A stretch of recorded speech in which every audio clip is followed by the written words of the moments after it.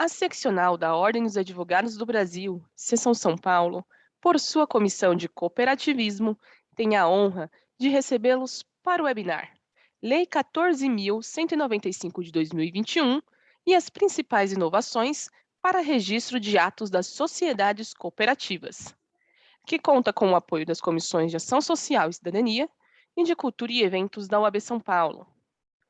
Este evento compactua com os Objetivos de Desenvolvimento Sustentável da ONU.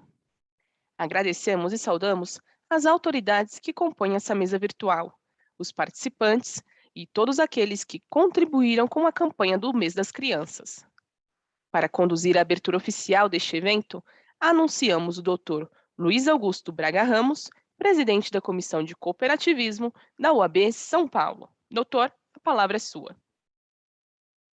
Bom dia a todas e a todos, bom dia aos nossos painelistas, bom dia à nossa moderadora.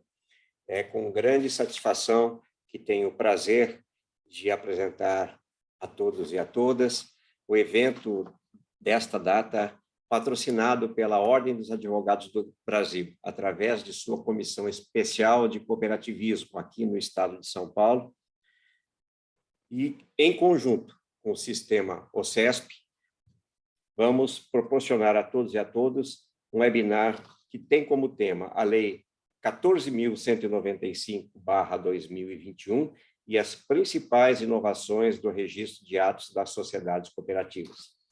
Os nossos painelistas de hoje são os doutores André Luiz Santa Cruz Ramos, Procurador Federal da Advocacia Geral da União e Diretor Nacional do Registro Empresarial e Integração, SGD/DRE-ME. E o Dr. Celso Moggioni, Procurador do Estado de São Paulo e chefe da consultoria da Procuradoria da Junta Comercial do Estado de São Paulo. A nossa moderadora é a doutora Esther Bastos, advogada do sistema Sescop. Muito obrigado a todos vocês e que tenhamos um ótimo webinar. Com a palavra, a nossa moderadora, a doutora Esther. Bom dia a todos, né? Obrigada, doutor Luiz Augusto, né, por essa abertura. Realmente, o tema que nós vamos tratar aqui hoje é um tema muito oportuno, né, interessante e importante para as cooperativas, que é a Lei 14.195. Né? Essa lei ela tem origem, né, numa MP, né, então, de origem, né, do próprio governo, a MP 1040, né, conhecida como a MP do Ambiente de Negócios. Então, é a continuidade, né, de um programa de governo que visa simplificar, que visa desburocratizar, né, agilizar os procedimentos relativos às empresas. E nós, né, advogados de cooperativa, temos todo o interesse, né, porque a gente sofre na pele, a gente vê como é difícil as consequências que a gente tem por uma incorporação que a ata não é registrada, né, que demora, ou então uma filial que teve a sua abertura aprovada pela cooperativa, já está pronta para inaugurar, e a gente simplesmente não consegue registrar a ata, ela vai e volta, vai e volta. Então, questões que parecem pequenas, né, mas que auxiliam o nosso dia a dia, essa questão da simplificação. E a gente não só sente na pele, mas também índices, né, internacionais, rankings, publicações, mostram como o Brasil tem um ambiente difícil para o empreendedor, né? Então, aquelas pessoas que decidem abrir seus negócios, elas se veem diante de tantas legislações e questões burocráticas que elas têm dificuldade, né, de avançar. Dessas publicações, né, desses índices, e é o mais relevante, né, dentre eles, é o Doing Business, né, a tradução literal aí, fazendo negócios, né, que avalia várias questões do ambiente de negócio, né, principalmente as questões normativas. E o Brasil está numa posição muito ruim, né? A gente está na posição 124 hoje, atrás de países como Chile, né, que são nossos vizinhos aqui, Colômbia, do México. Então, o Brasil poderia estar muito melhor nesse ranking, né, se o ambiente de negócio fosse um ambiente um pouco mais, né, mais amigável, menos hostil para o empreendedor. Então, eu vou passar a palavra, né, para os nossos palestrantes. A gente vai tratar essa lei, então, ela trouxe diversas questões que alteraram o registro, né, que visaram facilitar. Além disso, também algumas questões específicas para a cooperativa, que a gente vai tratar aqui hoje, né? Como foi falado no início, por favor, se você tiver alguma dúvida, alguma interação que você queira fazer, aproveite esse momento, né, para que a gente possa extrair o máximo, tanto dos palestrantes, né, e não ficar com nenhuma dúvida. Vou passar a palavra para o doutor André, né, ele vai trazer um panorama de como o regulador, como o DREI, viu essas mudanças. Inclusive, grande parte das mudanças depende, né, de resolução do DREI, e em seguida para o doutor Celso, né, que vai mostrar um panorama aqui de São Paulo, como que a Junta Comercial de São Paulo tem encarado essas mudanças da legislação.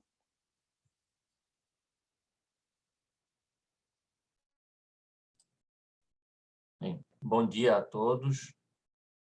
Primeiramente, eu queria agradecer o honroso convite para estar aqui participando desse evento para falar de um tema tão importante que são as mudanças aí no registro empresarial atinentes às cooperativas.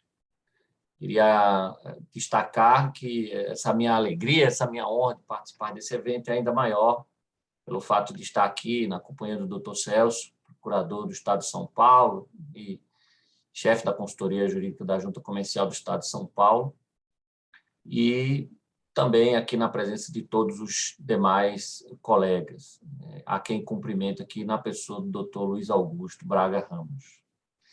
Bem, vamos lá. Desde o início da minha gestão no DREI, nós temos conseguido manter um diálogo institucional muito bom, muito proveitoso, muito produtivo com o sistema, né, das cooperativas, o sistema do cooperativismo no Brasil. Eu vou fazer aqui um pequeno panorama de algumas coisas que aconteceram, né, de 2019 para cá, até chegarmos aí na mais recente mudança decorrente da Lei 14.195, fruto da conversão da medida provisória 1040. Né? Tudo começou lá no início de 2019, quando nós publicamos a medida provisória 876. A medida provisória 876 tinha um objetivo específico, né? Estabelecer a possibilidade do registro automático, né, dos atos constitutivos de determinados agentes econômicos. O objetivo, inicialmente, era permitir esse registro automático para empresários individuais, para as falecidas empresas individuais de responsabilidade limitada e para as sociedades limitadas, porque elas representam aí mais de 95% dos registros nas juntas comerciais, essas três naturezas jurídicas que eu mencionei, e a sociedade limitada era o tipo societário usado como referência no relatório do InBusiness do Banco Mundial.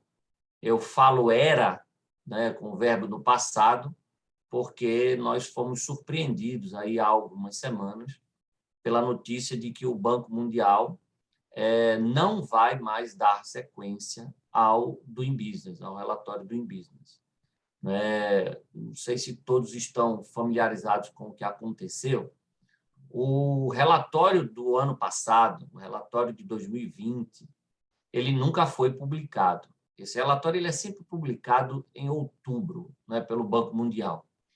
E o relatório do ano passado não foi publicado, embora tenham sido feitas as pesquisas, né, os questionários foram enviados e tal, mas porque houve uma suspeita de irregularidades, né, decorrentes de corrupção no âmbito do Banco Mundial. Alguns países, né, teriam praticado condutas com o objetivo de melhorar suas posições no relatório.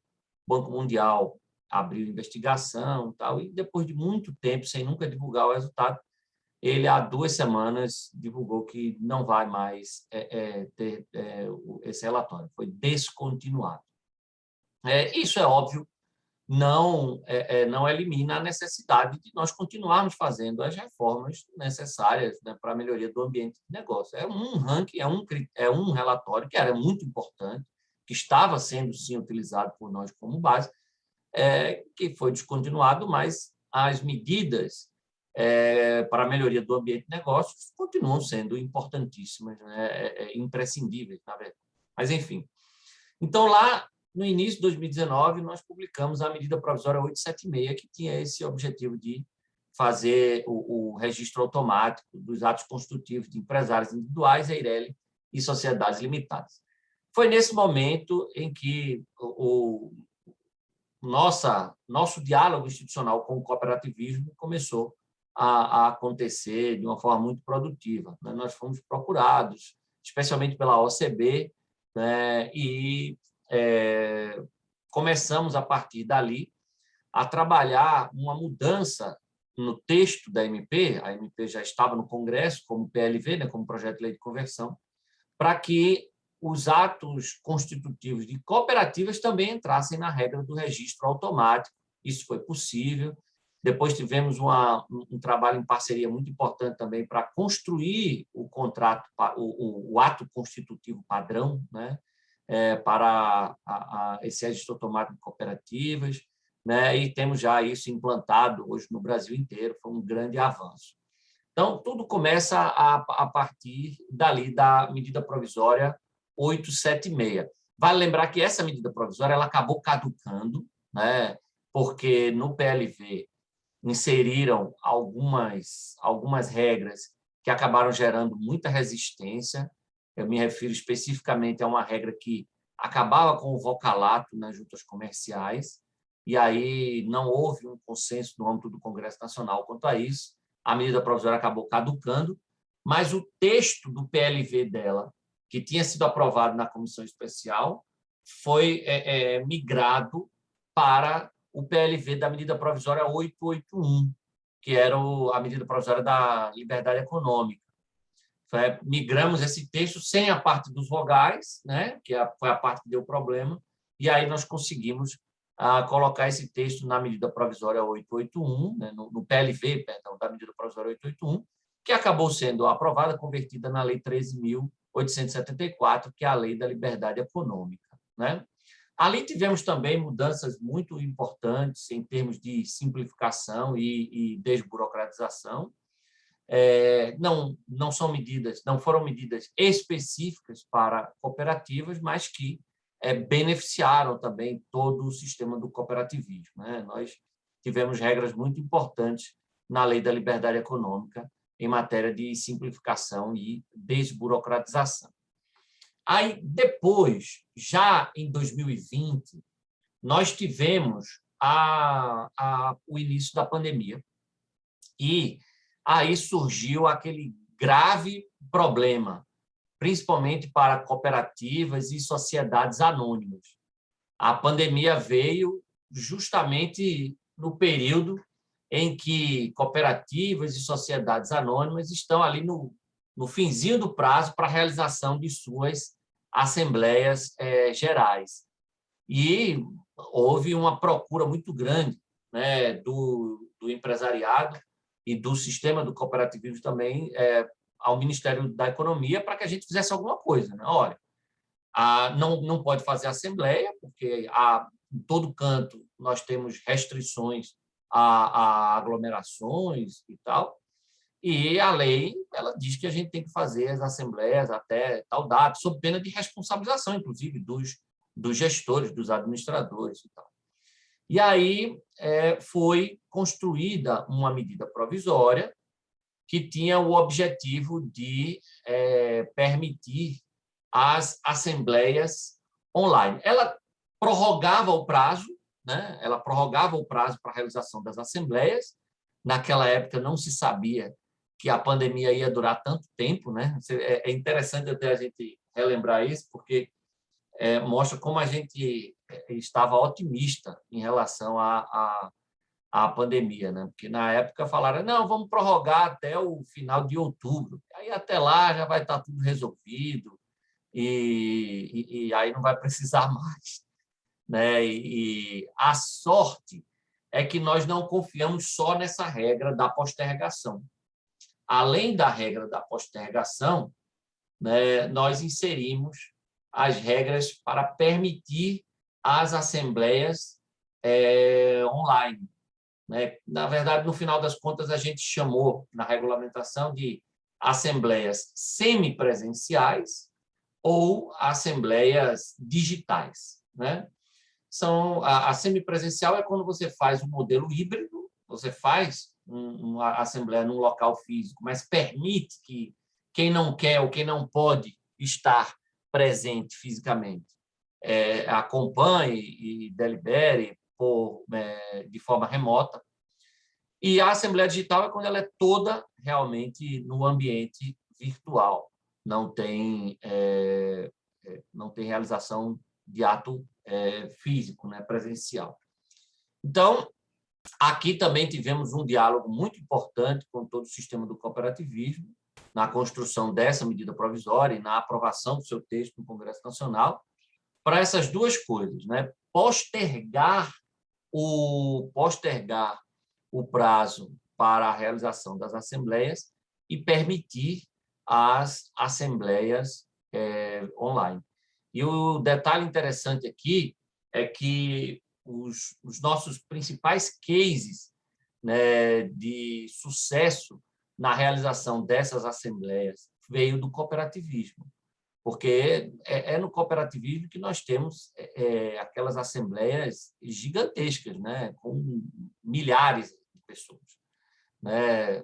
Então, foi um grande desafio, e na época eu lembro que eu recebi do sistema vídeos e documentos e matérias dando conta da realização bem-sucedida desses conclaves, e nós ficamos muito felizes, né, com isso, porque mostra que nós tivemos uma resposta rápida e que se mostrou eficiente quanto a essa questão, né? E hoje as assembleias online são uma realidade, né, no direito societário como um todo e especialmente no âmbito do cooperativismo. Então, tivemos essa outra conquista importante aí, que foi a permissão das assembleias online. Então, já tivemos o registro automático, né, que foi fruto de um diálogo muito produtivo do DREI com o sistema do cooperativismo. Depois, a postergação dos prazos para a assembleia e a permissão das assembleias online. E, mais recentemente, nós tivemos a Lei 14.195, que foi a lei da melhoria do ambiente de negócios, fruto da conversão em lei da medida provisória 1040. Né? Nessa lei foi feita uma alteração, o artigo 54 dessa lei, ele altera a redação do parágrafo único do artigo 22 da Lei das Cooperativas, para dizer o seguinte: é facultada a adoção de livros de folhas soltas ou fichas em meio digital, nos termos de regulamento do órgão competente do Poder Executivo Federal. Então, aqui é outro trabalho que o DREI vem realizando nos últimos tempos para simplificar, para desburocratizar o registro empresarial. Nós temos... o doutor Celso é testemunha ocular disso, por trabalhar na Junta Comercial do Estado de São Paulo e conhecer muito bem o funcionamento de todas as juntas comerciais no Brasil, está no sistema há bastante tempo.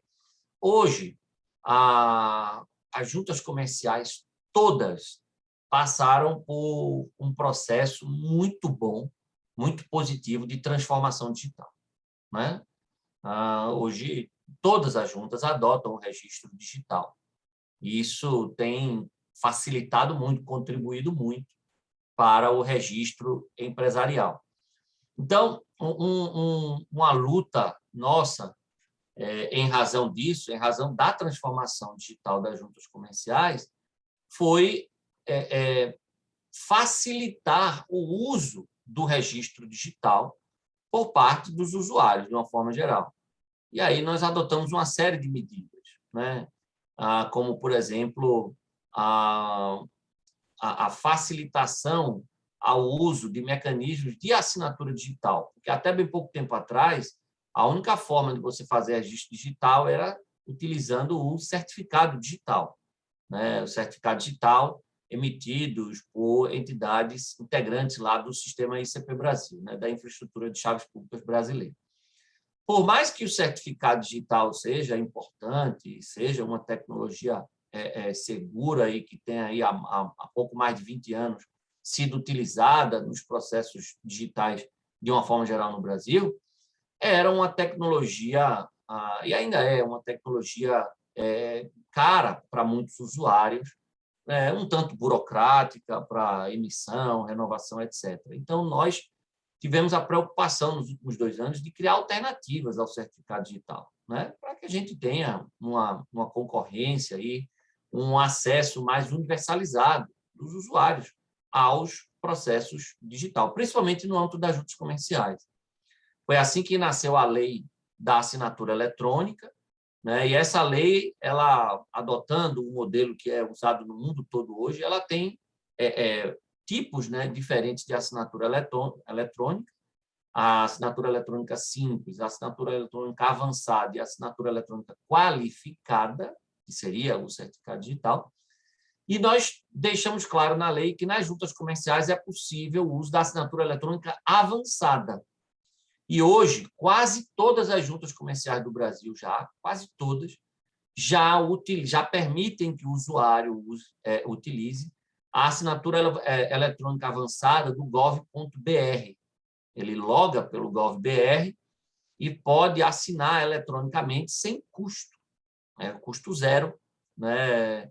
E hoje o maior número de usos hoje do assinador digital lá do gov.br vem das juntas comerciais, né? Hoje todas as juntas comerciais estão utilizando e tem sido um sucesso. Isso facilitou muito a vida dos empreendedores e reduziu muito o custo, né?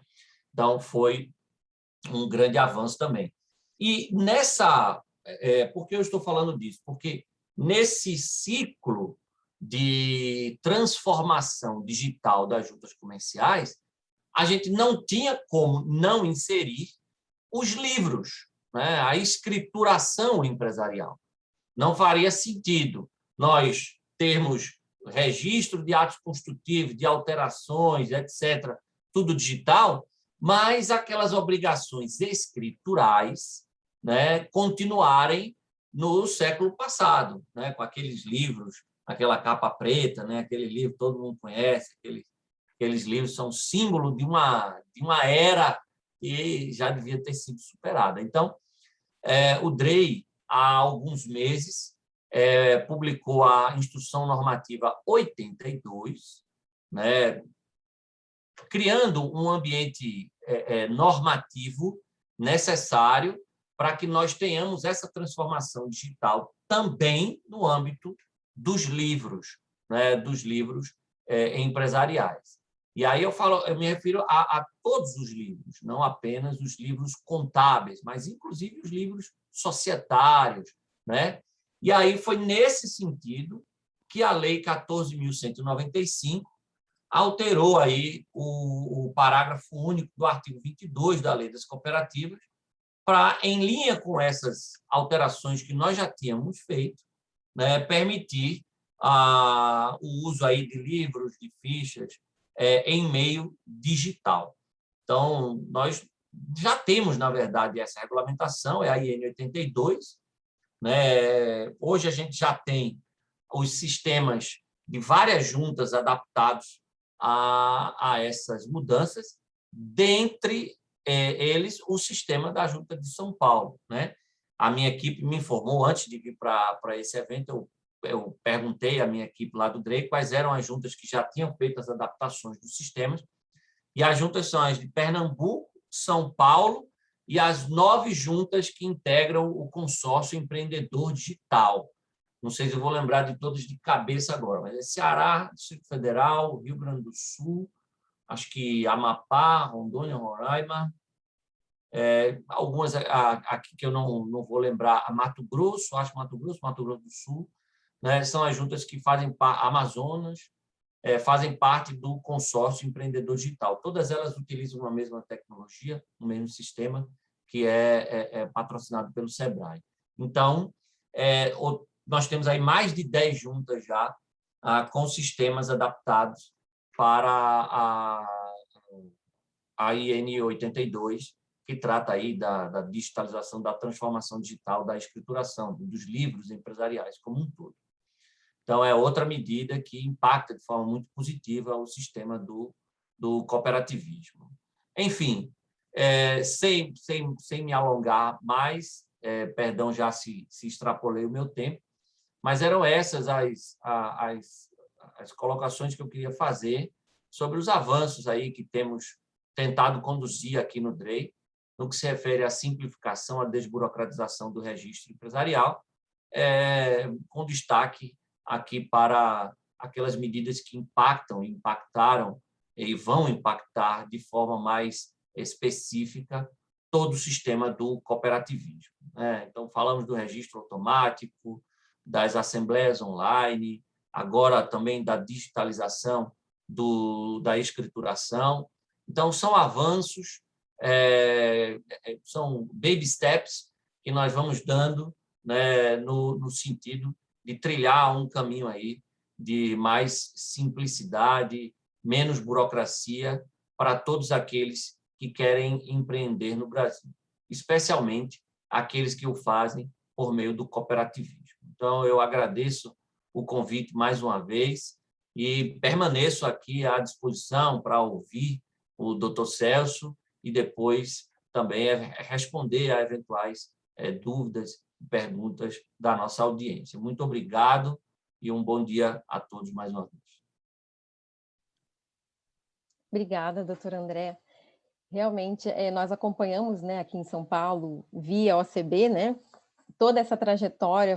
A gente tem visto como o DREI tem atuado de forma árdua, né, para facilitar a vida do empreendedor, né, inicialmente lá com a IN 79, né, que depois migrou para IN 81, foi um grande avanço, né, as cooperativas de fato têm utilizado muito a Assembleia Digital, e foi muito interessante essa questão da Assembleia semipresencial, porque nós temos uma característica, né, no cooperativismo, de termos pessoas também, muitas pessoas de idade. Então, algumas cooperativas são compostas por cooperados idosos, né? E tem dificuldade, às vezes, com a parte digital, mas tem também os cooperados mais jovens.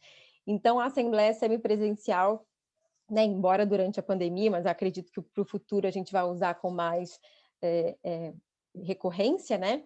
Foi algo muito interessante, se adaptou bem ao cooperativismo por mesclar, né, tanto as pessoas que gostam de ir na assembleia presencialmente, quanto aquelas que participam de forma remota.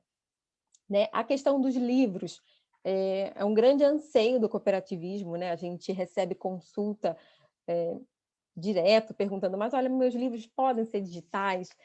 Porque as cooperativas estão estendendo as suas bases, né, de atuação territorial, então é difícil um cooperado que mora em outro município ir até a cooperativa para assinar o livro, né, de matrícula. Então, é um anseio muito grande de cooperativismo, de fato, digitalizar todos esses livros societários.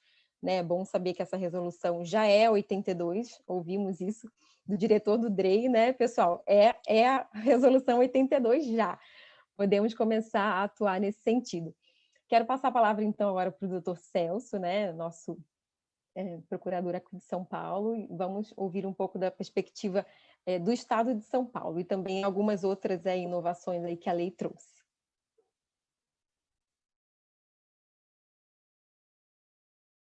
Bom dia. Inicio, então, cumprimentando a todos, na pessoa da doutora Esther Bastos de Azevedo, doutor Luiz Augusto Braga Ramos e o meu querido doutor André Santa Cruz. Né? Depois do André falar agora das modificações, fica difícil, porque ele já esgotou todo o assunto e ninguém melhor do que ele para saber, né, das mudanças que estão sendo operadas no sistema para a melhoria do ambiente de negócio no Brasil. E eu acho que ele deixou assim, ele fez um panorama bastante claro de tudo que está sendo feito, né? E deixa a gente bem esclarecido da vontade que essa nova diretoria tem de legar uma melhoria no ambiente de negócios brasileiro. Então, está de parabéns o Drey, né? E eu acho que realmente, se a gente olhar para trás, né, André, eu que participei da atualização das ienes em 2017, eu vejo que foi um progresso muito grande desde 2017 até agora. Houve uma mudança bastante interessante e a pandemia acelerou o mundo digital, que facilita muito mais ainda, né? Mas eu penso assim, o Estado, como agente regulador de atividade econômica, né, ele tem, até pelo artigo 174 da Constituição Federal, o dever de apoiar e estimular o cooperativismo e o associativismo no Brasil. Isso você pode tirar do artigo 174, parágrafo 2º da Constituição Federal, não é? Então, e o associativismo no Brasil é muito importante, né? Nós temos uma tradição muito grande, nós seguimos a Inglaterra, né, onde surgiu a primeira cooperativa, né, de tecelões, não me lembro mais, Rochdale, né, na Inglaterra, Isso, onde exatamente, surgiu a Rochdale. primeira cooperativa de tecelões, né? Foi uma cooperativa de consumo, né?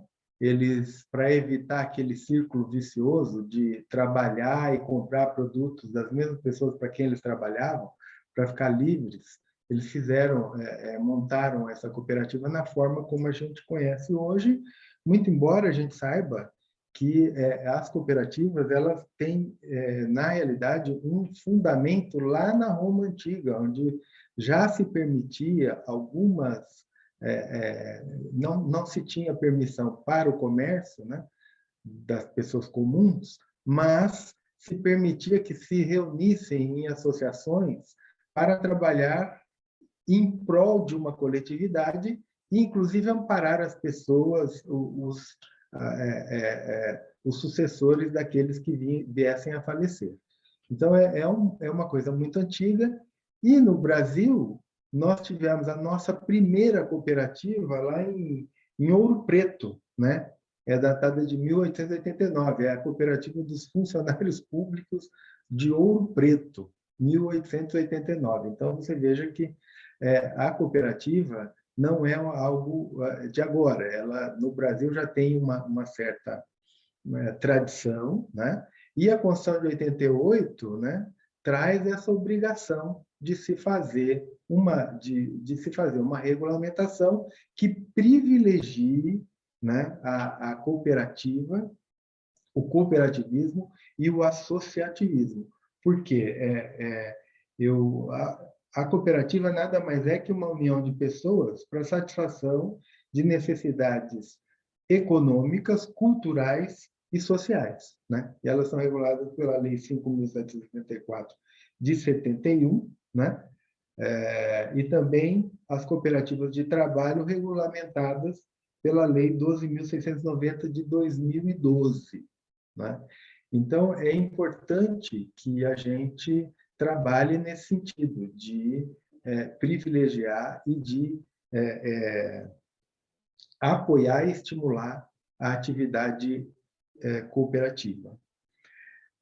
Dentro desse aspecto, a Lei 14.195, ela veio, obviamente, eu não sabia dessa mudança do Banco Mundial, eu fiquei sabendo agora pelo André, mas, de qualquer forma, a lei foi importante porque ela levou em consideração que a nossa classificação no ranking do Doing Business era muito baixo, né? E nós estávamos na posição 124ª, né? Então, tinha que se fazer alguma coisa para melhorar isso, né?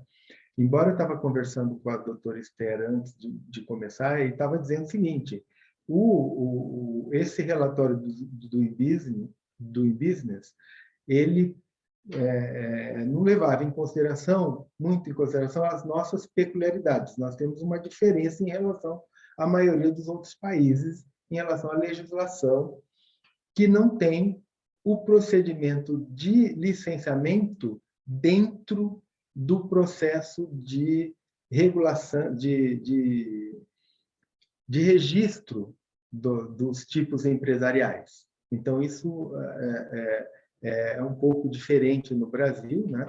E precisaria ser levado em conta no momento da apuração. Mas, de qualquer forma, a Lei 14.195, ela intenta melhorar o ranking e ela trouxe um rol de preocupações que dizem respeito, primeiro, com relação à abertura de empresas. Depois, também, ela tenta melhorar, né, a obtenção de alvará de construção, a obtenção de energia elétrica, né? Tenta melhorar o registro de propriedade, a obtenção de crédito, os investimentos, a proteção dos investidores minoritários, né? Melhoria de pagamento de impostos, comércio exterior, facilitação do comércio exterior, né? Execução de contratos, e tenta dar uma nova celeridade à legislação que envolve a execução de contratos para dar maior segurança jurídica e a resolução dos problemas da insolvência que o Brasil hoje está se inserindo fazendo alterações para ficar em melhores condições no quadro externo, né? Então, eu acho que essa lei é uma lei que tem grandes mudanças, né? E ela, inclusive, trata da nota comercial com relação à possibilidade das cooperativas emitirem essas notas comerciais, que nada mais são do que as notas promissórias, né? Que eram reguladas pela Lei 6.385 e que tratava também da nota comercial, mas não dizia o que era, não é? Então, agora, com a Lei 14.195, me parece que é mais um título de valor mobiliário que pode ser utilizado, inclusive, pelas cooperativas para a captação de recursos no mercado.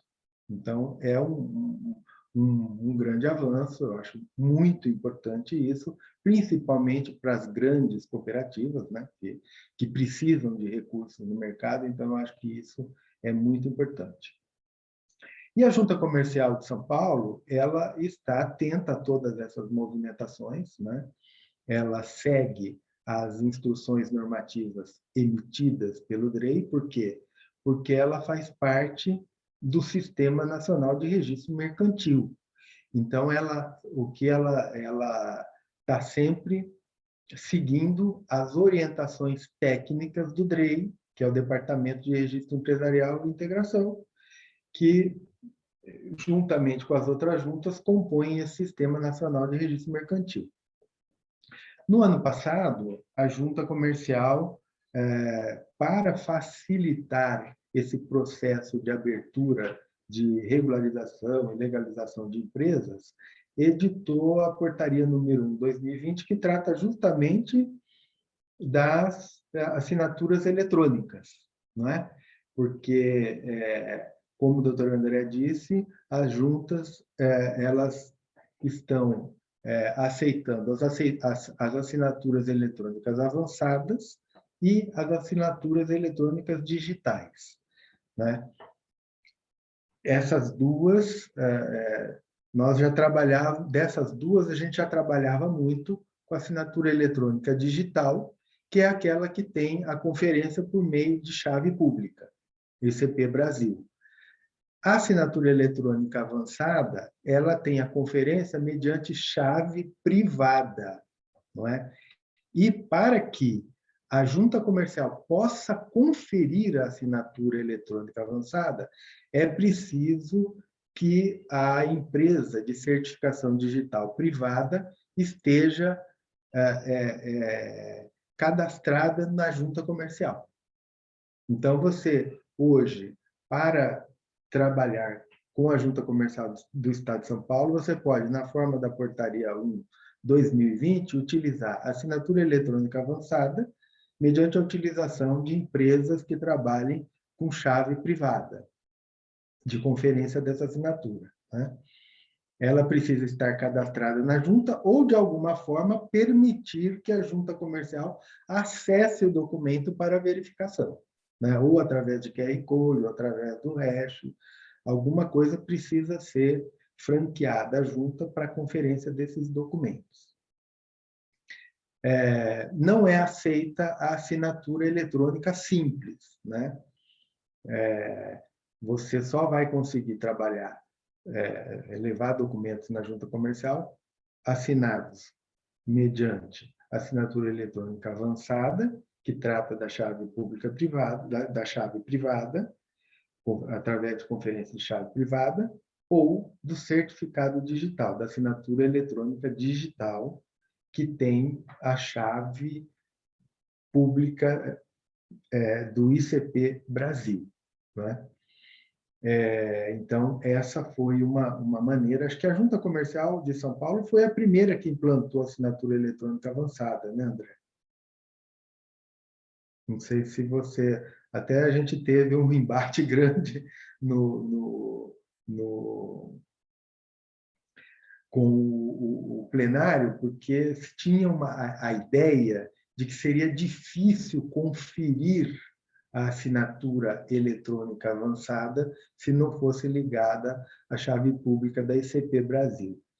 E aí a gente houve uma sessão em que a gente explicou bastante, né, desse novo modelo de negócio que se permitiu, né, que já era permitido desde a medida provisória 2200 de 2002, mas que veio a ser regulamentada agora e implementada de maneira mais efetiva durante o período de pandemia, pela necessidade que a gente teve do afastamento social. Então, isso ficou bastante interessante, né? E uma coisa que eu estava conversando com a doutora Esther, que eu acho que é importante deixar bem claro para quem está assistindo, é que ainda que você não consiga transmitir eletronicamente os seus documentos para a Junta Comercial do Estado de São Paulo, você pode produzir todos os documentos eletronicamente, né? E depois você imprime, né? Junta o código e pode mandar esses documentos para a junta, que serão recebidos e serão arquivados se estiverem conforme as instruções normativas emitidas pelo DREI. Tá? Então, isso é uma facilitação, é uma facilidade muito grande, né? Porque as pessoas ficavam pensando, olha, mas eu fiz a reunião eletrônica, né? As pessoas assinaram eletronicamente, e como é que eu levo isso para a junta comercial, se eu não tenho como transmitir isso eletronicamente? Como o sistema ainda não está adaptado para todos os atos, né? Porque a junta comercial, ela trabalha em sistema de atos, é o ato de constituição, é o ato de alteração, né? É o ato de baixa. Então, você tem vários atos, né? Então, esse ato de reunião que você fez eletronicamente, como que eu vou levar isso para a junta comercial? Bom, se eu não tiver como transmitir, se esse ato ainda não tiver sendo recebido eletronicamente, você vai fazer o seguinte, você vai imprimir tudo isso, é uma coisa ainda um pouco rudimentar, mas não tem outro jeito. Enquanto você não tiver o sistema, né, você vai ter que fazer isso eletronicamente, imprimir isso. O advogado hoje ele pode certificar que os documentos são originais, conferem com o original, e vai enviar isso para a junta comercial ali no papel, mas isso eu acho que já é uma grande facilitação.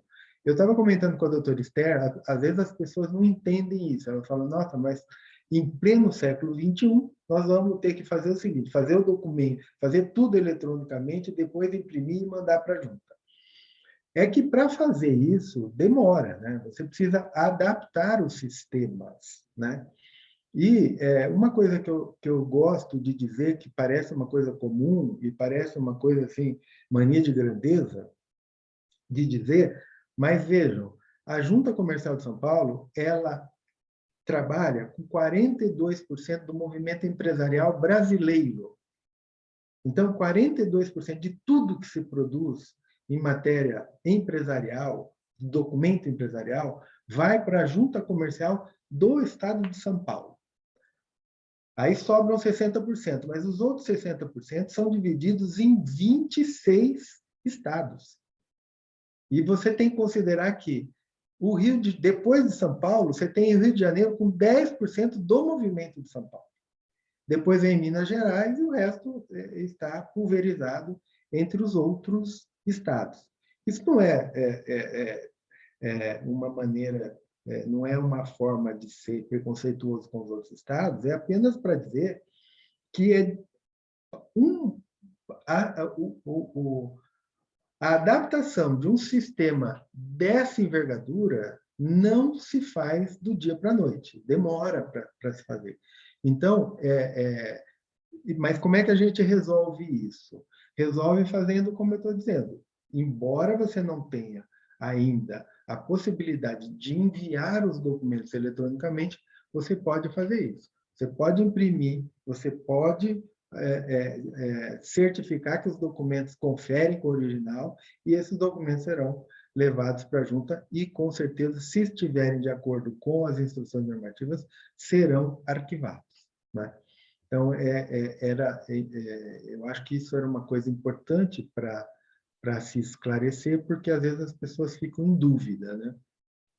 Mas eu acho que a junta, nesse aspecto, tem trabalhado, está trabalhando para, além dos atos de concessão e baixa, receber eletronicamente outros atos, né? E aí você pode agir dessa forma. O advogado pode certificar que os documentos conferem com o original, pode certificar que a assinatura confere com o documento que lhe foi apresentado e enviar esses documentos para a junta comercial. Isso eu acho um fator importante de se esclarecer para as pessoas, para que elas tenham essa possibilidade de agir.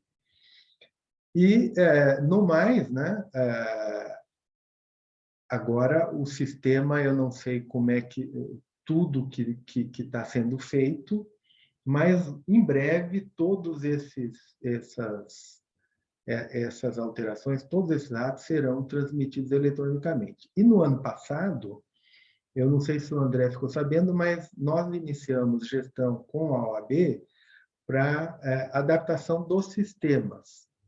E agora os advogados vão poder fazer isso de forma tudo eletrônica e enviar diretamente para a junta comercial, certificando que estão cumprindo a instrução normativa, para acelerar o processo de arquivamento de todo ato empresarial praticado. Eu acho que isso é uma boa, foi um avanço muito grande que nós tivemos, né? Nós estamos, eu não sei se vocês já estão sabendo, mas nós temos um grupo de trabalho, né, com a comissão empresarial, para colocar isso, divulgar isso para os advogados. Inclusive, o grupo de trabalho está montando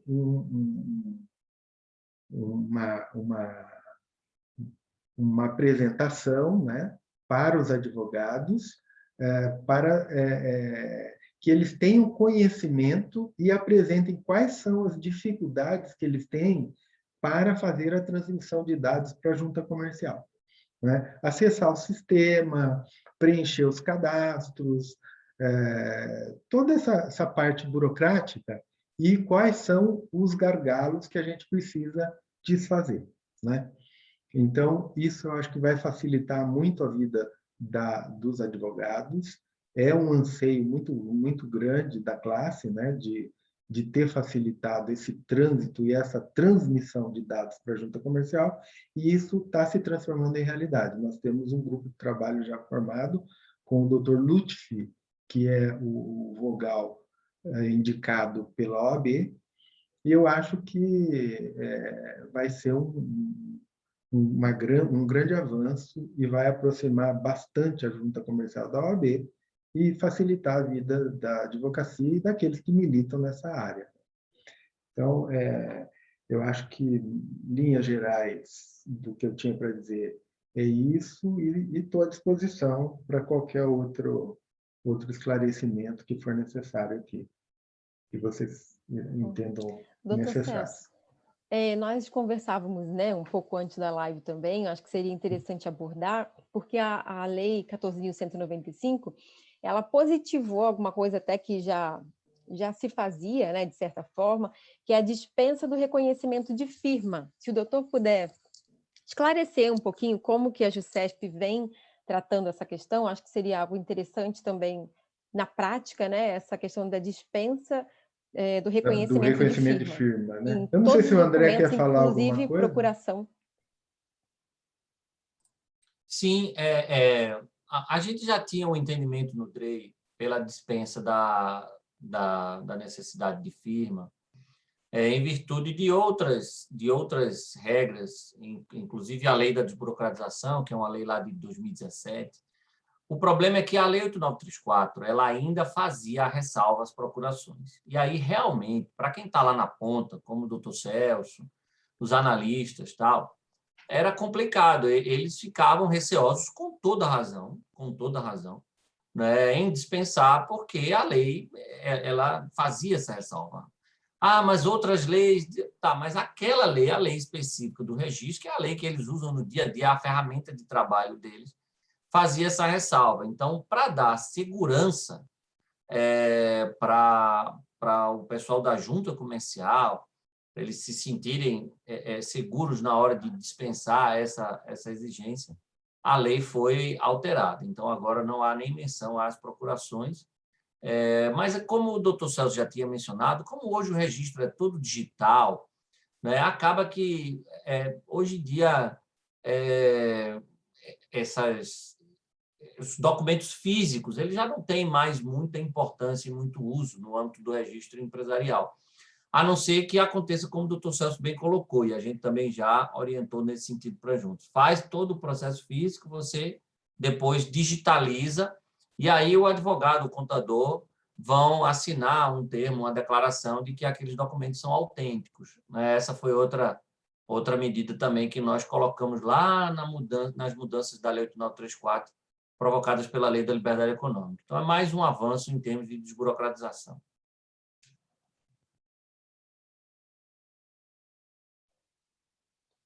Doutor Celso, o senhor está sem microfone, está mutado.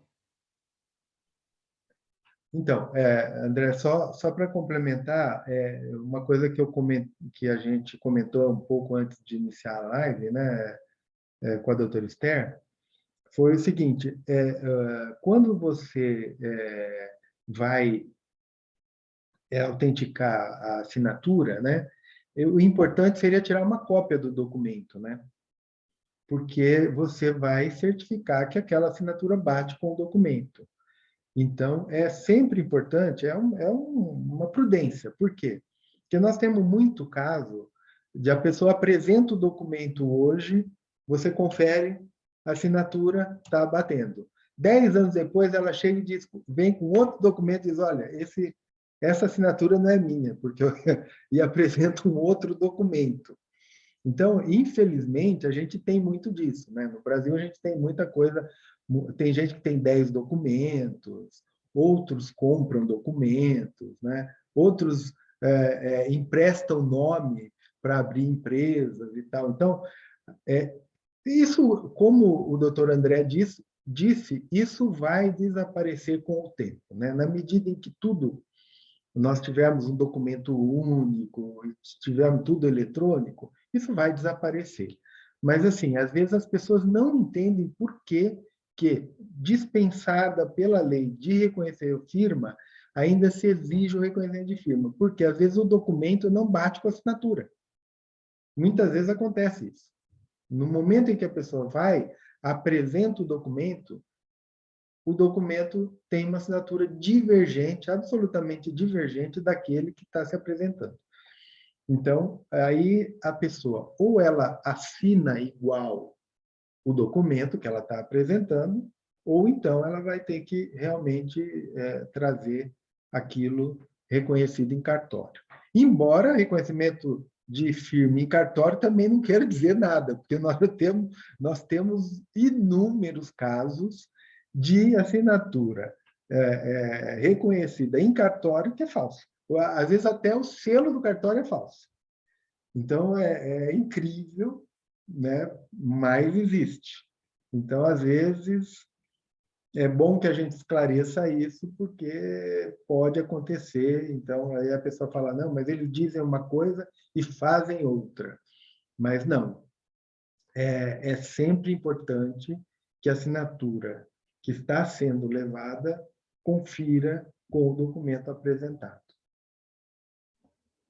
Certo. Eu acho que é importante a gente tratar dessas questões, né? Porque aqui em São Paulo, como o doutor Celso falou, a gente ainda tem um gargalo muito grande e a minoria dos nossos registros, né, doutor Celso, são digitais. Inclusive para a cooperativa de constituição e todas as alterações até baixa, é tudo físico, né? Tudo em papel. Então, é até uma cobrança nossa diária aí, né? O doutor Celso nos aguenta, que a gente precisa migrar para o digital, né? A gente compreende que é uma junta grande, enfim. Mas, então, essas questões de papel ainda são muito presentes no nosso dia a dia, né? Registral aqui em São Paulo. Duas outras questões que a legislação trouxe, eu gostaria que vocês comentassem, né? Vocês vejam quem é mais apropriado para comentar, é a questão do nome empresarial, né, que agora a abertura de uma empresa, né, uma cooperativa, pode ser feita através do próprio CNPJ, o que vai acelerar muito, né, se a pessoa não tiver um nome empresarial, e essa automação, então o sistema já vai reconhecer se tem aquele nome idêntico ou não e já vai dar prosseguimento. E a questão dos empreendimentos que são completamente digitais e não vão precisar de um endereço, né, uma sede, né, essa questão do estabelecimento, né, que não vai ser mais necessário. Se vocês pudessem comentar esses dois pontos, eu acho que é uma inovação bem importante, né, nesse tempo de pandemia. O nome empresarial foi uma mudança que foi idealizada aqui por nós, no âmbito do DREI, porque a gente tem aqui a missão de facilitar a abertura de empresas, né? Diminuir o tempo da abertura de empresas. E o objetivo é fazer com que a pesquisa prévia de nome empresarial ela seja dispensada ou, pelo menos, automatizada. Então, quando você tem a possibilidade de uso do CNPJ, por exemplo, como nome empresarial, ou quando você diz que a junta não vai mais analisar a análise de colidência por semelhança, apenas por identidade, o que é que acontece? Você automatiza essa etapa de consulta prévia, porque se a pessoa utilizar o CNPJ, não tem possibilidade de identidade de nome. Os nomes vão ser todos diferentes, então você nem precisa fazer consulta prévia aqui. Colocar, quero usar o CNPJ como nome empresarial, maravilha.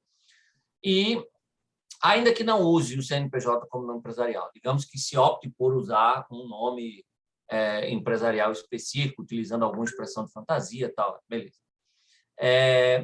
Como agora a junta só analisa a colidência por identidade, isso pode ser feito por computador, né, em milésimos de segundo. Como quando você vai abrir um perfil numa rede social ou criar uma conta de e-mail. Se você colocar um nome que já existe, imediatamente o computador diz, não pode, já tem alguém, troque. Então, foram medidas tomadas com esse objetivo.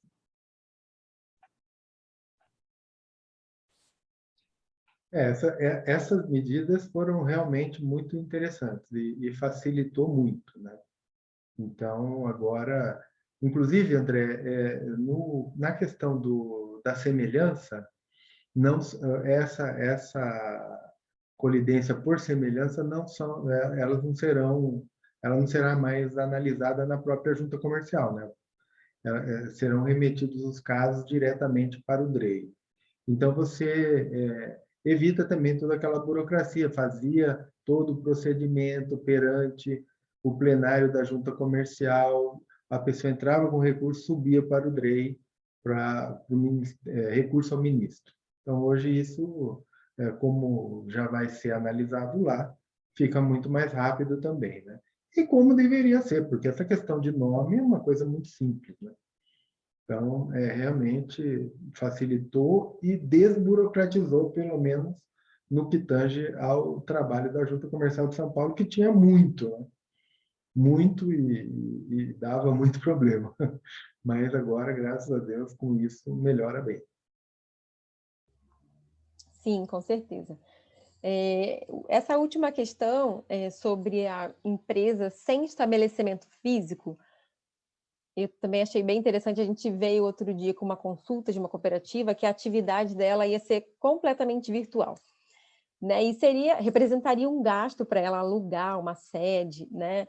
E a junta comercial antes exigia, né, um endereço distinto, o sócio tinha que ter um endereço distinto da sede da empresa.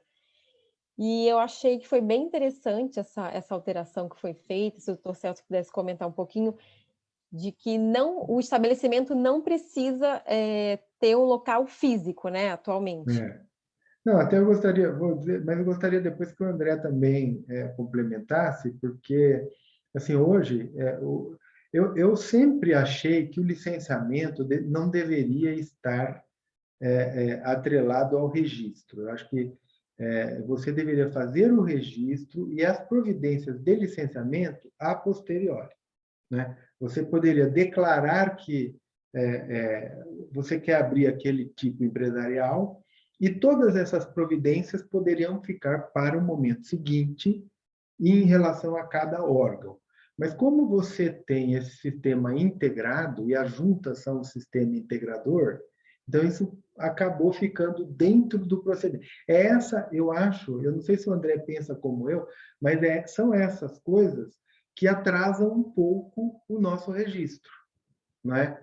Então, se você retirar. Mas hoje, em relação às atividades de médio e pequeno risco, isso melhora em muito. Por quê? Porque se você vai desenvolver uma atividade de forma digital, você não precisa fazer mais o licenciamento. Claro que depois você vai ter que seguir as regras lá do município e tal, mas isso é uma outra etapa, né?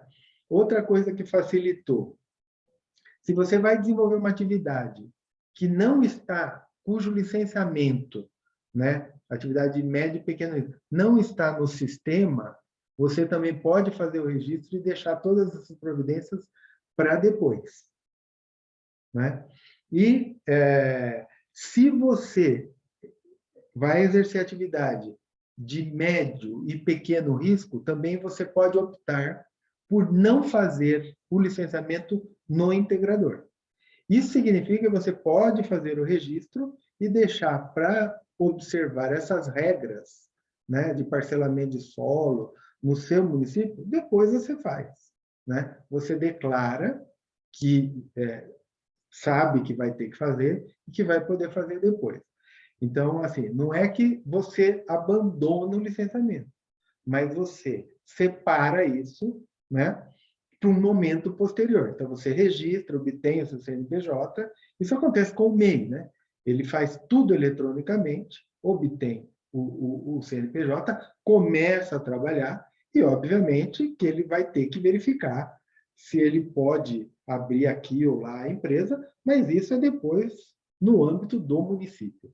Importante é que tudo tivesse integrado eletronicamente, mas como a gente não tem, então aí as pessoas dizem, mas tem município que não está integrado. Bom, se não está integrado e o seu empreendimento é de médio e pequeno risco, você faz tudo, o seu registro, e depois você vai ao município, não é? E formaliza tudo dentro das normas que estão em vigor.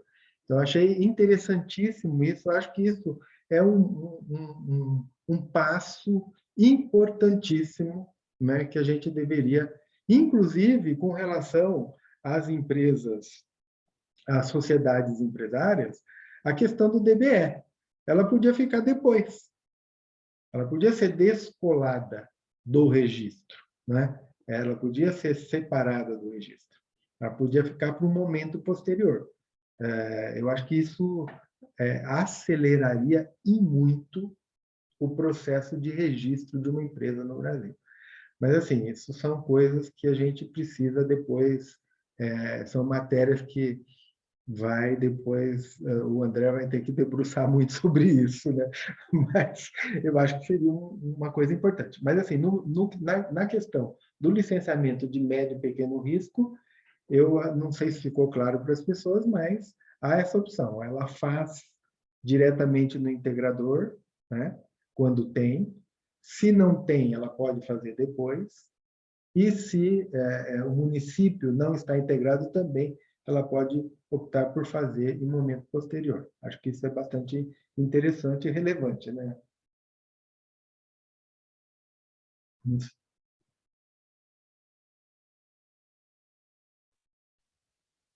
Sim, sim, com certeza, né? Com essa crise, né, que a gente vive de desemprego, muitas pessoas se unem para montar cooperativas para exercer atividades de profissionais liberais, né? Então, geralmente são atividades de baixo e até médio risco, não são atividades de risco alto. Então, você dispensar toda essa burocracia de licenciamento, né, ser de forma posterior, com certeza facilita bastante. Não sei se alguém tem alguma pergunta para fazer. Doutor João colocou uma pergunta aqui, se a OCESP Sescop tem manual dessas alterações. Nós não temos manual dessas alterações, né? Essas alterações elas são bem recentes, a lei acabou de sair. Acho que essa live abordou bastante as alterações. Um manual escrito nós não temos, mas caso você tenha alguma dúvida, pode nos encaminhar, alguma dúvida específica, né, de algo que não foi tratado, por favor, pode nos encaminhar. Doutora, só para esclarecer, no site da Junta as pessoas podem encontrar esses manuais, tá? Todas essas alterações. Inclusive no site os do manuais DREI... de registro, né? Eu Isso. Acho que ele perguntou aqui exatamente destas alterações que a gente está falando, né? Dessas alterações a gente não tem, mas realmente os manuais da Junta que já foram alterados em decorrência dessa lei estão lá no site, né? Inclusive, a Junta Comercial agora tem acho que é chatbot, né, que fala. Chama Ju. Assistente virtual, né? Isso, uma assistente virtual. Uhum. Que as pessoas poderiam também... É bom esclarecer isso, porque as pessoas podem utilizar, né? E facilita muito a vida das pessoas. Semanalmente, a Diretoria de Capacitação e Treinamento ela emite algumas notas técnicas em relação a essas alterações. Então, quem tiver interesse pode entrar na Junta Comercial, verificar isso e vai ter ali um roteiro, né, dos principais pontos mais controversos do registro. Tá? Semanalmente está sendo feito. Interessante saber, né, pessoal? Então, no site da Junta, semanalmente é publicado essas notas, né? Eu acho que é bem interessante, porque a gente trabalha no dia a dia, né, dessas questões, então essas alterações são bem relevantes para nós. Bom, se ninguém tem dúvida, eu vou tomar liberdade de fazer um questionamento, né? Queria ouvir a opinião de vocês sobre as notas comerciais, né? O Dr. Celso falou que foi uma inovação. Onde no site? É bem no canto, assim, embaixo, né, doutor Celso? Eu já vi assistente virtual da Ju, no site, na bacana, parte de baixo, é bem simples, doutora Fernanda, de encontrar assistente virtual lá no site da Junta Comercial.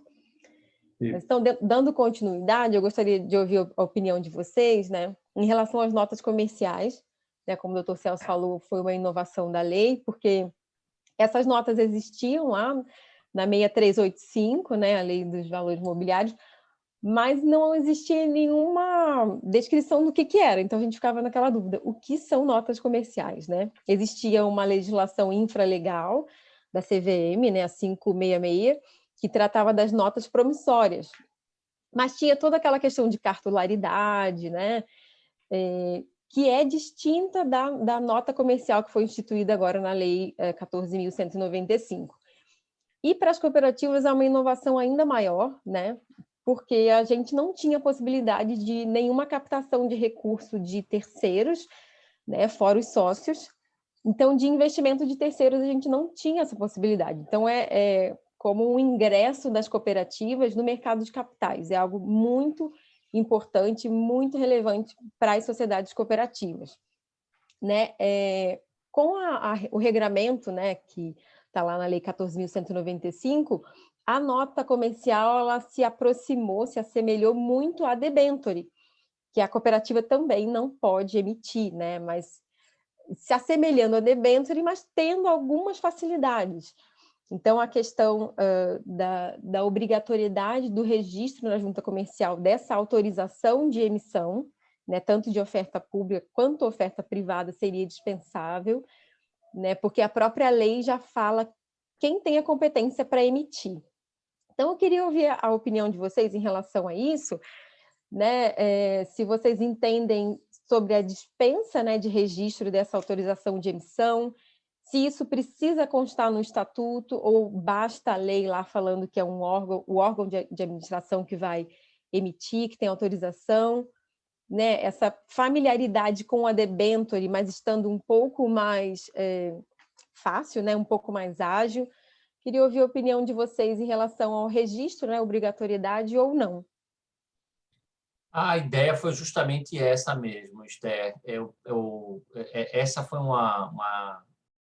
uma parte da norma que não veio do DREI, mas veio de uma outra equipe aqui do Ministério da Economia, e a gente já estava tentando fazer isso há um bom tempo. A gente tentou permitir a emissão de debêntures, né, especialmente por sociedades limitadas, no PLV da Lei da Liberdade Econômica, mas acabou que não passou por resistência do próprio governo. Havia uma resistência no âmbito do Ministério da Economia e da CVM, por entender que a debênture é um instrumento mais sofisticado, que seria complicado colocar para limitada e tal.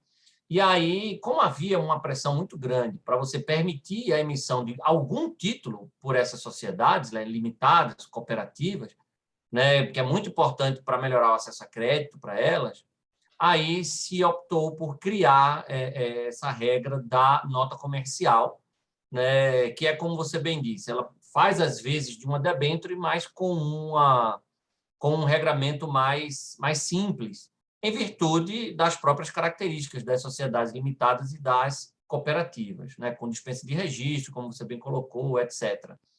Então, é um mecanismo importante para melhorar o acesso a crédito por esses agentes econômicos, né, limitadas e cooperativas. Eu acho que vai ter um impacto também positivo.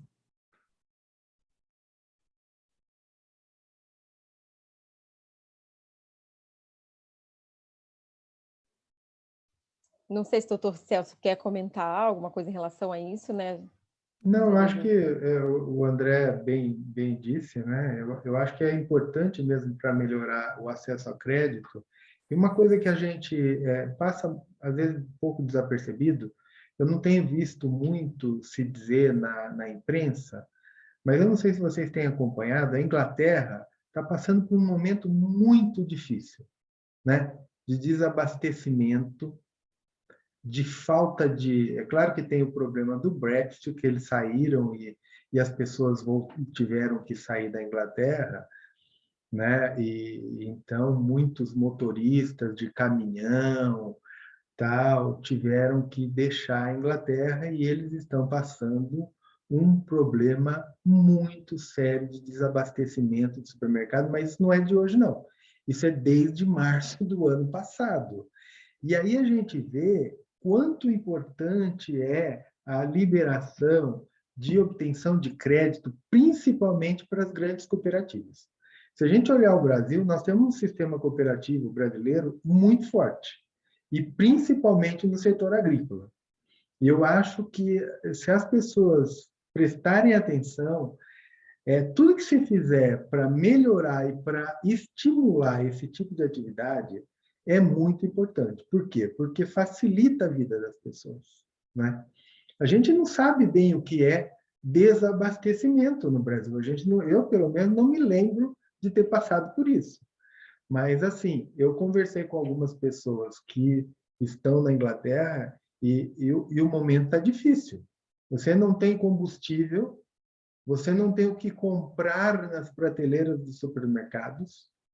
E isso é uma coisa que, veja, talvez porque a Inglaterra tenha estado no primeiro mundo e as coisas ficaram muito tranquilas, né? Elas deixaram de estimular esse tipo de atividade. Mas o Brasil, graças a Deus, nesse aspecto, né, está se saindo muito bem.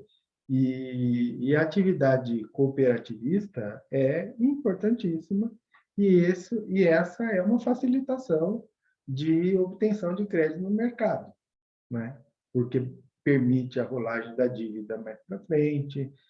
Eu acho que, dependendo da atividade, precisa ter muito cuidado com saber no estatuto de que forma isso vai ser feito, como esse dinheiro vai ser aplicado, quais são as garantias e tudo mais, mas é mais um elemento, né, de fortalecimento para esse tipo de atividade que é tão importante para um país. Eu acho que essa lei realmente. Agora, a gente precisa agora verificar como vai ficar o regulamento infralegal, né, que vem da CVM. Porque até agora a gente tem assim, uma lei mais moderna e um regulamento infralegal que ainda está atrelado a um sistema antigo, a uma lei mais antiga. Então, agora precisa corrigir, né? Mas as pessoas já podem se utilizar disso agora, porque o agente escriturador, que os bancos quase todos são, né? Então, eles já sabem como fazê-lo, né? Já facilita bastante. E, de forma privada, mais fácil ainda, né? Então, eu acho que realmente foi uma mudança muito importante, e agora, com as mudanças que virão da CVM, as coisas vão realmente melhorar bastante a vida, principalmente dessa atividade cooperativa e associativa nesse aspecto. Sim, com certeza, com certeza. Acho que vai ser um grande avanço, né, para as atividades das cooperativas. Só fazendo uma ressalva que a instrução CVM 566, ela já permitia cooperativas agropecuárias, né, a emissão pública, né, de notas promissórias. E isso agora se estendeu para todo tipo de cooperativa. Então, cooperativa de transporte, cooperativa médica, né, enfim, cooperativa de consumo, todas as cooperativas podem se utilizar já da nota comercial para captação de recurso aí, né, a longo prazo, já que aquele prazo curto, né, das notas promissórias foi extinto. Bom, gente, eu não sei se alguém tem mais alguma pergunta. Deixa eu olhar aqui no chat.